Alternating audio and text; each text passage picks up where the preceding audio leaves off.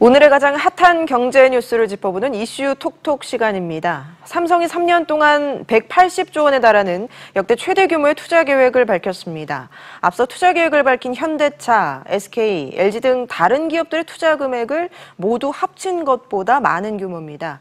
이에 따른 일자리 창출 효과도 70만 명에 달할 것으로 보이는데요. 김방희 생활경제연구소장과 함께 자세한 얘기 나눠보겠습니다. 소장님 어서 오세요. 네, 안녕하세요. 예, 180조 원이면 정말 통 큰 투자다 이렇게 할 수 있을 것 같은데요. 그렇습니다. 사실은 이 계획이 발표되기 전에 삼성과 정부가 구상했던 게 어느 정도는 좀 김과 모양새가 좀 빠졌잖아요. 6일 기업 현장 간담회 자리에서 삼성이 이걸 발표할 것으로 당초 알려졌었는데 예. 아시다시피 3일에 청와대 측의 구걸 논란 제기가 예. 있었고 또 다음 날 김 부총리가 이에 맞서서 유감 표명을 하는 이른바 정부 내 논란이 벌어졌고 이 과정에서 중간에서 삼성이 좀 난처해졌어요. 숙제를 하긴 해야 되겠는데 언제 어떻게 해야 되느냐 하는 방식에 대한 고민이 남아 있었는데 예. 미룬다고 해서 계속 그 기회가 날 것 같지는 않아서 숙제를 하듯 후다닥 해치웠는데 다만 삼성답게 규모를 훨씬 더 키웠다. 그래서 예. 파격적이고 전격적이었다 이렇게 봐야 되겠습니다. 말씀하신 것처럼 180조 원 투자 계획을 발표했는데 그 가운데 130조 원이 국내 투자고 또 주체로는 160조 원이 삼성전자였습니다. 그리고 4만 명의 국내 직접 채용 그리고 70만 명의 직간접 유발 효과를 고용 유발 효과를 만들겠다 하는 의지를 밝혔습니다. 예. 한 달 전에 문재인 대통령이 인도 출장에서 이재용 부회장을 만나서 투자와 고용 늘려달라 이런 당부를 했었는데 그에 대한 화답이라고 보면 될까요? 숙제라는 표현을 제가 썼는데 그것 때문에 그렇습니다. 예. 이제 6개월 전에 이재용 부회장이 사실은 사법처벌에서 이제 집행유예를 받아서 석방이 됐어요.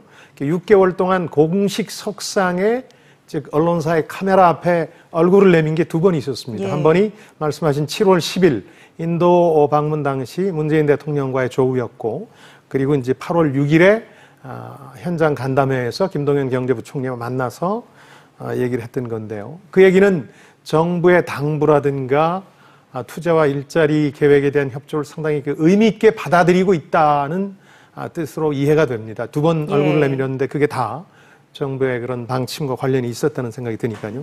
그러나 이제 하나 우리가 또 여기서 이제 고려해야 될 건 뭐냐면 이재용 부회장은 어쨌든 최순실 국정농단 사태에 연루돼서 사법처벌을 받은 겁니다. 실형을 네. 선고받았던 겁니다. 집행유예로 풀려나긴 했습니다만은. 그러다 보니까 경영일선으로 복귀하는 게 상당히 어려운 개인적인 숙제가 되기도 한 거예요. 학생이 정학당하고 학교로 돌아올 때 참 주눅도 들고 민망하잖아요. 그렇죠. 그런데 마침 잘 됐어요.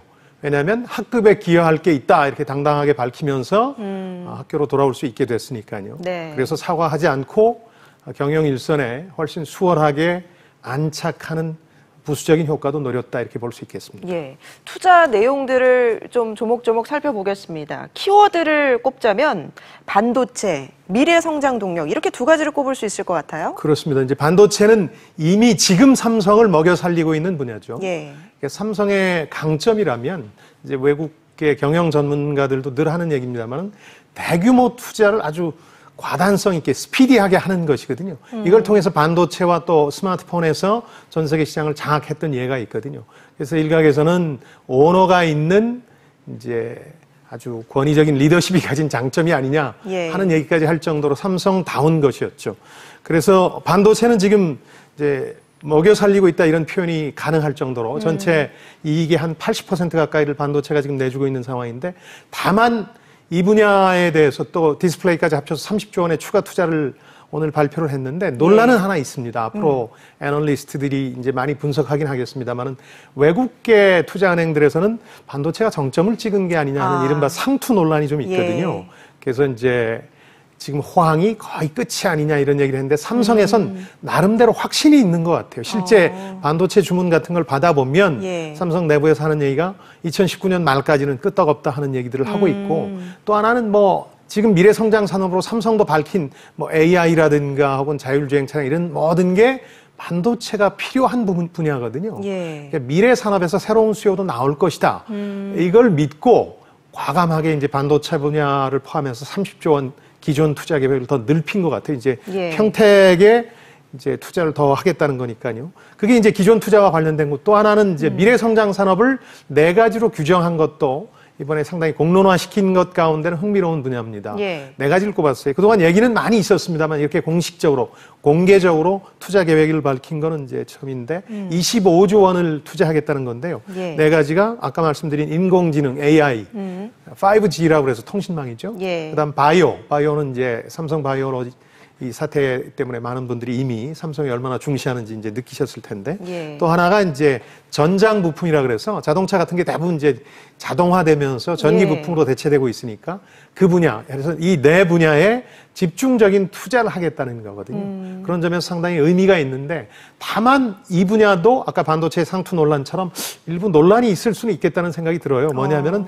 각 분야 하나하나가 워낙 전문가들이 미래 산업으로 꼽고 있는 거거든요. 예. 그래서 국영수뿐만 아니라 실과까지 잘하겠다는 건데 가정 과목까지 최고점을 받겠다는 건데 과연 그렇게 투자할 여력이 있느냐, 투자를 집중할 수 있느냐, 각 분야마다 세계적인 기업들이 다 지금 뛰어들고 있는 분야이기 때문에 예. 이런 논란들은 애널리스트 간에 좀 있을 거라는 생각이 듭니다. 특히 그 5G 상용화를 계기로 이 분야에 과감한 투자를 하겠다는 계획을 갖고 있는 것 같은데요.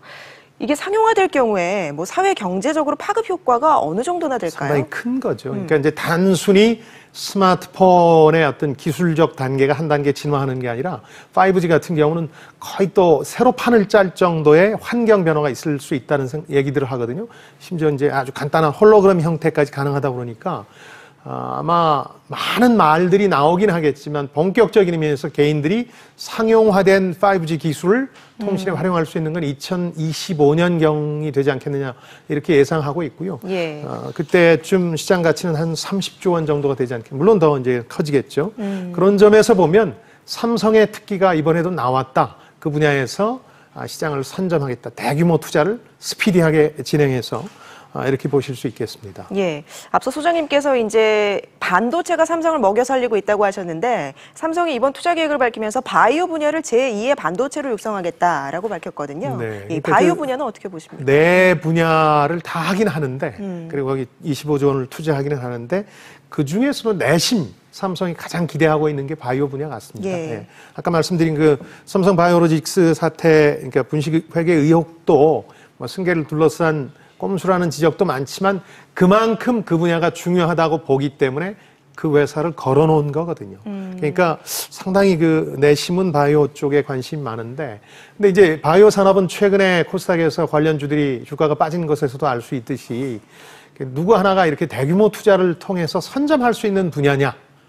무슨 얘기냐면은 아주 기술 중심적인 예. 분야이기 때문에 혁신적인 일부 스피디한 경영을 하는 제약회사들이 나타날 가능성이 높기 때문에 이렇게 제조하듯 이 분야에서 마켓 쉐어를 늘릴 수 있느냐 하는 논란이 있는 영역이어서 삼성이 그동안 보여줬던 경쟁력을 그러니까 예를 들어서 중차대한 중후장대 산업이라고 하는 산업에서 잘해왔거든요. 예. 큰 공장을 지어서 설비를 돌려서 제조해내는. 바이오 산업은 조금 개념이 다른 거거든요. 그런 점에서 보면 과연 여기서 스마트폰이나 반도체 같은 성공을 다시 이룰 수 있느냐 이거는 조금 더 지켜봐야 될 것 같습니다. 예.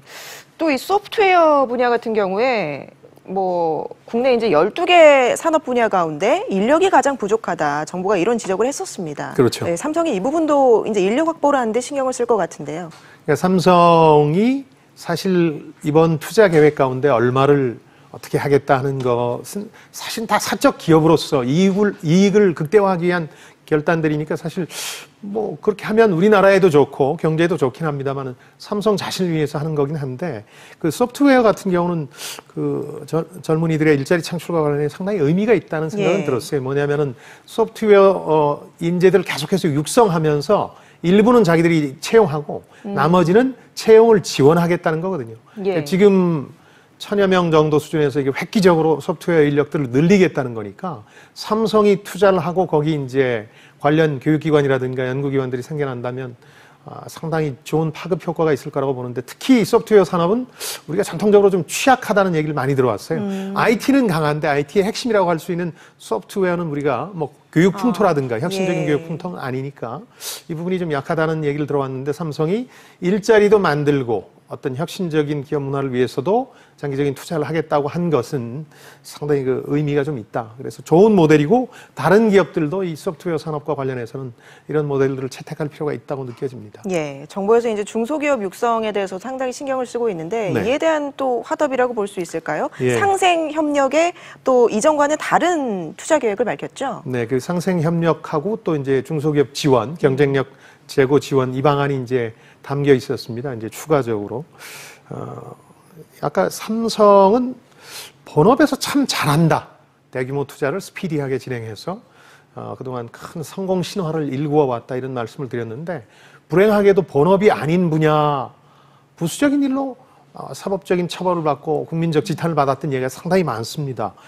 그 비유하자면은 성적은 참 좋은데 사생활 관리가 잘 안 되는 학생같이 느껴져요. 예. 그래서 소탐 대실의 아이콘이다 이런 얘기까지 외국에서는 하고 있는데, 예. 그러니까 조금 더 어떤 그 사회와의 공존에 대해서 좀 신경을 썼으면 좋겠다는 생각이 들어요. 왜냐하면 예. 지금까지 그 승계를 위해서 여러 가지 법을 우회적으로 돌아가는 거라든가 법을 어기는 방편 때문에 욕을 먹었었고 또 이제 각계를 관리한다는 기분으로 이른바 떡값을 돌려가지고 또 국민적 비난의 대상이 된 적이 있었거든요. 그러니까 이제는 본업에서 삼성다운 경쟁력을 보여주기도 하지만 본업 외의 분야에서도 야 저거 참 삼성답다 하는 이전의 삼성 방식을 버리고 정말 그 전공법으로 문제를 풀었으면 좋겠다는 생각이 드는데 지금 여러 가지 아이디어들이 나왔어요. 오늘 발표된 것 가운데 보면 이런 것도 참 좋아요. 예. 협력사를 3차까지 관리하겠다. 지금은 1, 2차만 관리하거든요. 예. 그 밑에 있는 3차까지 관리한다. 그리고 최저임금 인상분 때문에 중소기업들이 부담을 느끼고 있으니